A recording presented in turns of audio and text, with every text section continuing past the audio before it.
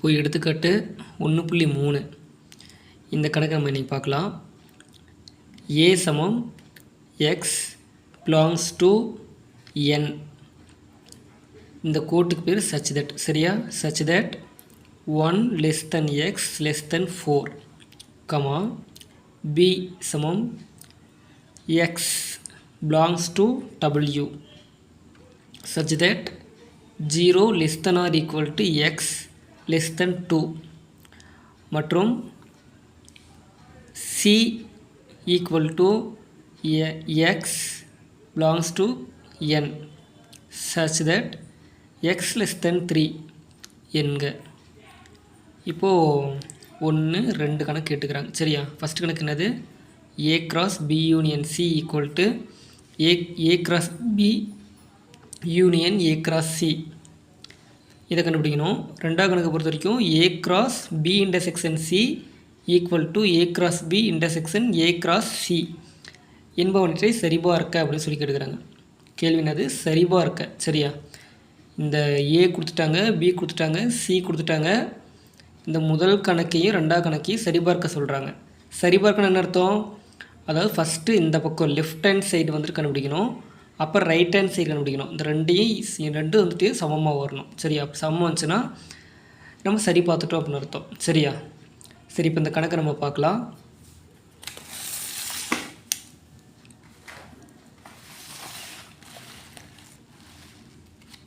இப்போது எடுத்துக்காட்டு 1.3க்கான தீர்வு, சரியா?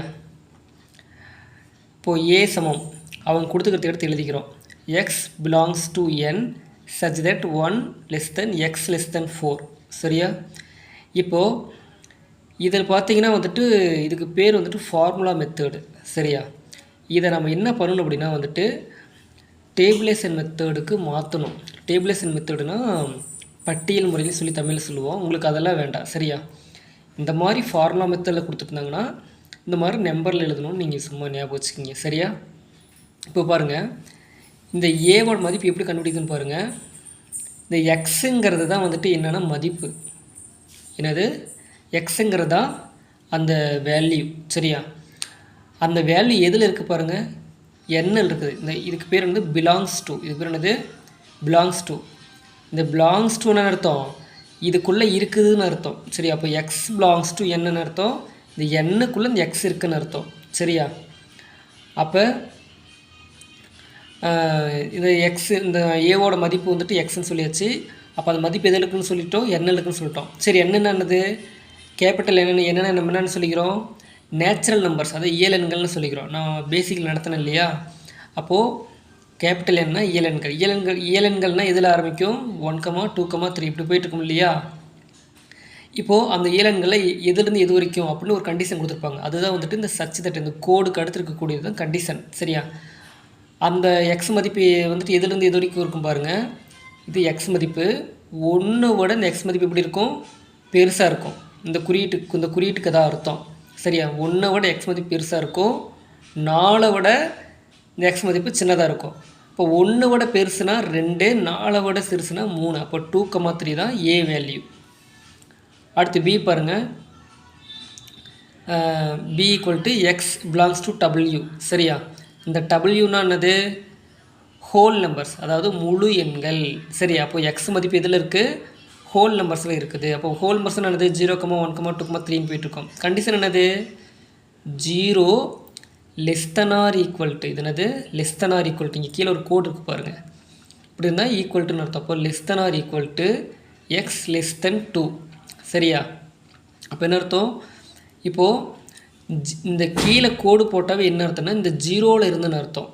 இதுக்கு முன்னாடி இருக்கிற நம்பரில் இருந்து அப்படின்னு அர்த்தம். அதனால் 0, இப்போ பார்த்தீங்கன்னா 2 எக்ஸ் சின்னது. இங்கே எக்ஸ் மதிப்பு 0ல் இருந்துன்னு அர்த்தம், சரியா? இப்போ 2 சின்னது, அப்புறம் 0ல் இருந்து. அப்போ 0ல் இருந்துன்னா 0வையும் சேர்த்துக்கணும். அப்போ 0, 2 சின்னது என்னது? 1. இப்போ 0, 1 இந்த பி வேல்யூ. அடுத்து C equal to X belongs to capital N, சரியா? அப்போ எக்ஸ் வந்து எதில் இருக்குது? நேச்சுரல் நம்பர்ஸில் இருக்குது. என்ன கண்டிஷன்? 3 எக்ஸ் சின்னது. அப்போ 3 எக்ஸ் சின்னதுன்னு அர்த்தம் எக்ஸுங்கிறது நேச்சுரல் நம்பர்ஸ் இருக்குதுன்னு சொல்லிட்டோம். கண்டிஷன் 3 சின்னதுன்னு சொல்லிட்டோம். 3 சின்னது என்னென்னது? நேச்சுரல் நம்பர்ஸில் 1, 2 தானே. அந்த 1,2. இப்போ ஃபஸ்ட்டு கணக்கு A cross B union C equal to A cross B union A cross C. இதை நம்ம சரி பார்க்க போகிறோம். ஃபஸ்ட்டு லெஃப்ட் ஹேண்ட் சைடு எடுத்துக்கணும். இந்த லெஃப்ட் ஹேண்ட் சைடில் என்ன இருக்குது? A cross B union C இருக்குது. இப்போ A cross B union C இருக்குது. இதில் நம்ம ஃபஸ்ட்டு என்ன பண்ண போனால் அடைப்புக்குறிக்குள்ளே இருக்கிறது தான் செய்யணும். சரி, அப்போ அடைப்புக்குறிக்குள்ள என்ன இருக்குது? B union C இருக்குது. அப்போது அந்த B union C அதை எழுதிக்கிறோம். B union C நீங்கள் எழுதிட்டு ஃபஸ்ட்டு என்ன இருக்குது? B இருக்கா? இந்த பியோடைய மதிப்பு இங்கே எடுத்து எழுதுங்க. பியோட மதிப்பு என்னது கண்டுபிடிச்சோம்? 0,1. அதை எடுத்து இங்கே எழுது. யூனியன் C, சியோட மதிப்பு கண்டுபிடிச்சோம் 1,2. அதை இங்கே எடுத்து எழுதுங்க. இப்போது இதுக்கு பேர் யூனியன். இந்த யூனியன் என்ன அர்த்தம் அப்படின்னா இந்த ரெண்டுத்தையும் சேர்க்கணும்னு அர்த்தம். இந்த ரெண்டுத்தையும் என்ன பண்ணணும்? சேர்க்கணும். அப்போ சேர்க்கணும்னு அர்த்தம் 0 எழுதிக்கிறோம், 1 எழுதிக்கிறோம். இங்கே 1 இருக்குது, நம்ம ஆல்ரெடி 1 போட்டாலும் 1 போடக்கூடாது. அடுத்து 2 எழுதிக்கிறோம். சரி, அப்போ 0,1,2 இதுக்கு பேர் தான் யூனியன். சரியா? சேர்த்து எழுதுறது. இப்போ B union C கண்டுபிடிச்சிட்டு வந்தோம் அடைப்புக்குறிக்குள்ளே இருக்கிறது. இப்போ என்ன பண்ணணும்? இந்த பக்கம் ஃபுல்லாக லெஃப்ட் ஹேண்ட் சைடு ஃபுல்லாக கண்டுபிடிக்கிறோம். அப்போ A cross B union C. இப்போ A மதிப்பு நமக்கு என்னென்னு தெரியும் இல்லையா? மேலே கண்டுபிடிச்சிக்கிறோம் 2,3. இப்போ அந்த 2,3 எடுத்து போடுறோம். சரியா? இங்கே கண்டுபிடிச்சிக்கிறோம் இந்த 2,3. இது எடுத்து நம்ம இங்கே போட்டுக்கிறோம். அடுத்து நடுவில் இங்கே என்ன இருக்குது? கிராஸ் இருக்குது. அந்த கிராஸ் இங்கே எடுத்துக்கிறோம். அடுத்து B union C. இந்த B union Cக்கு நம்ம என்ன மதிப்பு கண்டுபிடிச்சிக்கிறோம்? 0,1,2. இந்த 0,1,2 நம்ம இங்கே எழுதிக்கிறோம். இப்போ நம்ம ஆல்ரெடி இந்த கிராஸ் நம்ம என்ன அர்த்தம்? கார்ட்டீசியன் பெருக்கல்னு அர்த்தம் இல்லையா? அதனால் இப்போ நமக்கு இந்த 2 கார்ட்டீசியன் பெருக்கல் பெருக்க போகிறோம். அப்படி எப்படி பெருக்கணும்? 2,0 2,1 3,0 அதாவது 2,2 போட்டுணும். அப்புறம் 3,0 அப்புறம் 3,1 அப்புறம் 3,2 போட்டுக்கிறோம். அப்போ இதுதான் என்னது? A cross B union C நம்ம கண்டுபிடிச்சிட்டோம். சரியா? இதுக்கு அப்போது இந்த லெஃப்ட் ஹேண்ட் சைடு ஃபுல்லாக கண்டுபிடிச்சிட்டோம் இல்லையா? அப்போ அந்த விடையை நம்ம என்ன வச்சுக்கணும்னா 1ன்னு வச்சுக்கிறோம். என்ன வச்சுக்கிறோம்? 1ன்னு வச்சுக்கிறோம். இப்போது ரைட் ஹேண்ட் சைடு கண்டுபிடிக்கிறோம். ரைட் ஹேண்ட் சைடு பார்த்து பாருங்கள், A cross B union A cross C இருக்குது. அப்போ 2 ப்ராக்கெட் இருக்குது. அப்போ ஒவ்வொரு ப்ராக்கெட்டை நம்ம செஞ்சுட்டு அப்புறம் மொத்தமாக செய்யணும். சரி, அப்போ ஃபஸ்ட்டு A cross B செய்யலாம். இப்போ A cross B A மதிப்பு என்னது? 2,3. நடுவில் இருக்குது கிராஸ் இருக்குது. கிராஸ் போட்டு B என்னது? 0,1. இப்போ இந்த ரெண்டுத்தையும் வந்து கார்ட்டீசியன் பெருக்கல் பெருக்கினா என்ன வரும்? 2,0 2,3 அது 2,1 அப்புறம் 3,0 3,1. அப்புறம் இப்போ A cross B செஞ்சாச்சு. அப்புறம் A cross C செய்யுங்க. அப்போ A என்னது? 2,3 கிராஸ் C வந்து 1,2. இப்போ ரெண்டு கார்ட்டீசியன் பெருக்கல் பெருக்கும்போது இது வரும். சரி, 2,1 2,2 2,3 3,1 3,2. இப்போ அடுத்து வந்துட்டு என்ன பண்ணுறோம்? இந்த ரைட் ஹேண்ட் சைடு. சரியா? அதாவது இந்த ரெண்டையும் செஞ்சிட்டோம். இப்போ இந்த இது ஃபுல்லாக இப்போ செய்ய போகிறோம். இப்போ இந்த இது ஃபுல்லாக இங்கே எடுத்து எழுதிக்கலாம். A cross B union A cross C இருக்குது. சரியா? இந்த ரெண்டுத்தையும் இப்போ சேர்த்து நம்ம எழுதணும். சரியா? சேர்ப்பு இந்த யூனியன் சேர்த்து எழுதுறது. ஃபஸ்ட்டு A cross Bக்கு என்ன நம்ம கண்டுபிடிச்சோம்? 2,0 2,1 3,0 3,1 கண்டுபிடிச்சோம் இல்லையா? அதை எழுதிக்கிறோம். அடுத்து நடுவில் என்ன இருக்குது? இங்கே யூனியன் இருக்குது. அந்த யூனியன் இங்கே போட்டுக்கிறோம். அடுத்து A cross C நம்ம என்ன கண்டுபிடிச்சோமோ அதை இங்கே போட்டுக்கிறோம். சரியா? இந்த ரெண்டுத்தையும் சேர்த்து வரும். இந்த ரெண்டுத்தையும் சேர்த்து எழுதும் போது நமக்கு என்ன கிடைக்கும்? சேர்த்து எழுதுனாலும் என்ன அர்த்தம்? டபுள் டைம் இருந்தால் 1 டைம் எழுதணும். சரியா? இப்போ 2,0 2,1 அப்புறம் வந்துட்டு பார்த்திங்கன்னா 3,0 அடுத்து 3,1 அடுத்து 2,1 எழுதியாச்சு இல்லையா ஏற்கனவே? அடுத்து 2,2 எழுதலை. இப்போ 2,2 3,1 இங்கே எழுதிக்கிட்டோம். அடுத்து 3,2 எழுதிக்கிறோம். சரியா?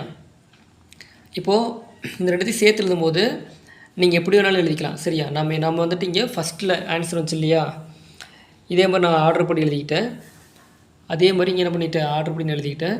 நீங்கள் வந்துட்டு 2,0 2,1 3,0 3,1 அப்புறம் 2,1 எழுதியிருப்போம், 2,2 எழுதியிருப்போம், 2,2 எழுதியிருக்க மாட்டோம், அதை போட்டுக்கிறோம்.